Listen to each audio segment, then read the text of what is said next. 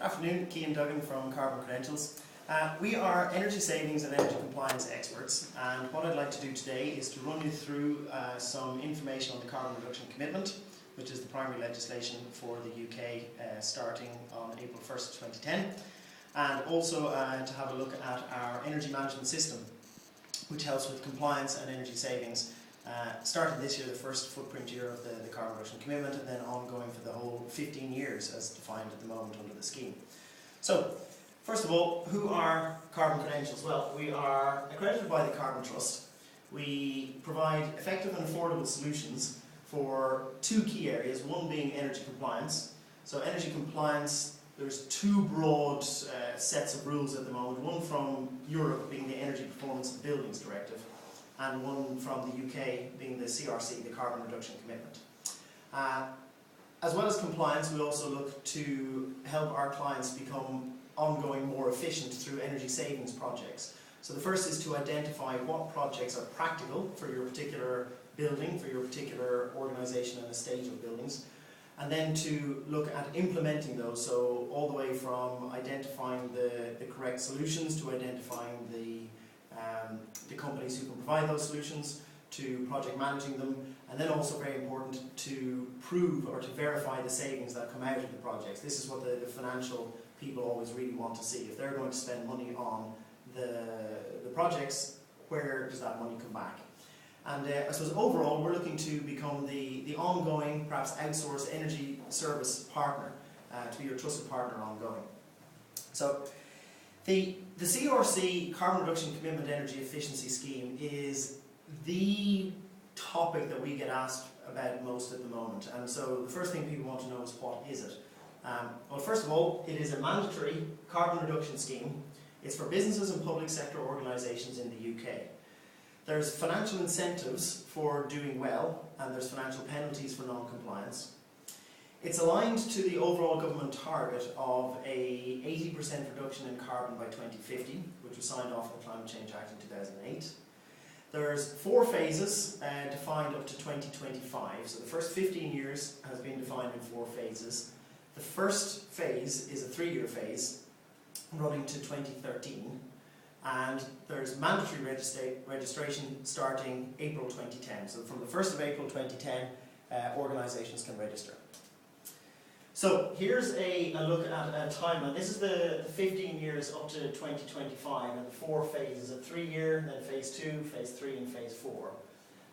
We're just at the start of phase 1 at the moment, just at the registration phase. April 2010 to April 2011 is the first, what they're calling the carbon footprint year. So to look at the first 3 years, so phase 1 in a little bit more detail. So April 2010 to April 2011 is when all the organisations need to start monitoring their energy usage. Then at the end of April 2011, they'll need to produce a carbon footprint report. On the basis of that report, they will be obliged to purchase allowances from the Environment Agency. Environment Agency are who are running the scheme for DEFRA and for the Department of Energy and Climate Change. So what? The CRC is going to be here. You're going to be in it if you have what they call a half-hourly meter. And what are the potential impacts on your business? Well, there's kind of 3 broad areas where this legislation will impact you. The first is financial, because there is going to be a cash outlay required from each year, each April, from April 2011. And that will equate to approximately 10% of your energy spend.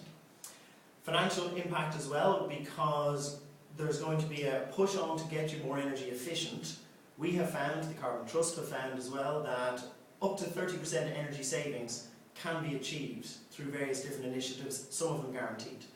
And then finally, from a financial point of view, there will be rebates each September, October. So approximately 6 months after you purchase your allowances, we'll go into this a little bit more detail, there will be rebates coming back which will equate to up to 10% of your energy spend by the end of the 5th year. We'll go into that in more detail. The legal side of things, there are penalties and fines for non-compliance. So for example, up to £45,000 for non-compliance in the first case for non-registration. Incorrect disclosure can lead to fines per metre, so per electricity or gas metre, £500.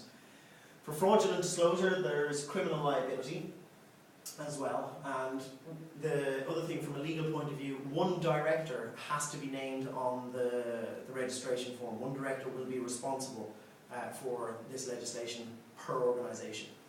And then the third area where there will be impacts is, of course, on the brand, the corporate social responsibility, or just your brand reputation. And there are going to be league tables, so publicly accessible published league tables of all the participants will come out after the first carbon footprint year. And brand reputation also from your staff, your shareholders, other stakeholders will start to look at this as proof really of how well you're managing the carbon reduction, the energy, how well you're doing energy management as an organisation. The financial side of things, which is where a lot of people, there's a lot of confusion about this at the moment. And here's just a little financial example. So let's say your organisation has an annual energy spend of £3 million. So in April 2011, having correctly identified exactly how much energy you've used between April 2010 and April 2011, then you'll be required to write a cheque to the Environment Agency for approximately £300,000, approximately 10% of your annual energy spend. Now, this is what will go out in April in year one. In October then you'll get a rebate, which will be your outlay, so your 300,000 plus or minus approximately 10%. So you could end up with either £330,000 coming back at the end of year one, or 270, depending on whether you have done what has been requested of you in this scheme or not. And we'll go into what those requests are again in a moment. But you can see then, so in year one it's plus or minus 10% of your outlay, in year two plus or minus 20, 30 plus or minus 40, and by year 5 it's plus or minus 50%. So for organisations spending a reasonable amount on energy, this can quickly become almost a secondary or supplementary income stream. Or indeed, it can become quite a substantial cash flow impact from a profit and loss point of view. So you can see there the variance over the 5 years is equal to the total amount you have to outlay. So this is something to keep in mind. So I suppose a question that we're being asked as well at the moment is, how do I know, or how do we as an organisation know whether we qualify, whether we're in this carbon reduction commitment or not? The first question is, do you have what are called half-hourly electric meters? And generally if you're spending more than 20 or 30 grand a year on electricity, you will. And if you do, then you're in. And then, if you do have half-hourly meters, there's 3 different levels of participation, or 3 different levels within the scheme. First is called a participant, using technically over 6,000 megawatt hours of electricity. Roughly £500,000 spent on energy. Then, underneath that threshold, there's kind of 2 bands, one between 3,000 and 6,000 megawatt hours, and one less than 3,000 megawatt hours. And this is all based on 2008, calendar year 2008 usage. So if you're in, then as a participant, then you have the biggest amount of obligations. If you're in as a participant, to get that success, to get your maximum rebate at the end of each year, in the first year, it will be based on two variables only. The first is, if you install automated meter reading across all of your estates, so all of your electricity and gas bills, if they have the ability for you to gather the information, gather the usage information remotely, then you will have half of the maximum rebate. And the other half of the maximum rebate will be achieved by getting the Carbon Trust Standard certification or similar. Now, or similar, at the moment it's only the Carbon Trust Standard certification as of the very start of the scheme, April 2010. There are other schemes in the background, other certification schemes in the background, but they're not there yet. Basically, those two will give you your full rebate in year one. In year 2, 3, 4, 5, then you'll also be required to actually have reduction of your energy usage ongoing and things like that. So, what do we provide? Well, the first thing is CRC, Carbon Reduction Commitment Discovery.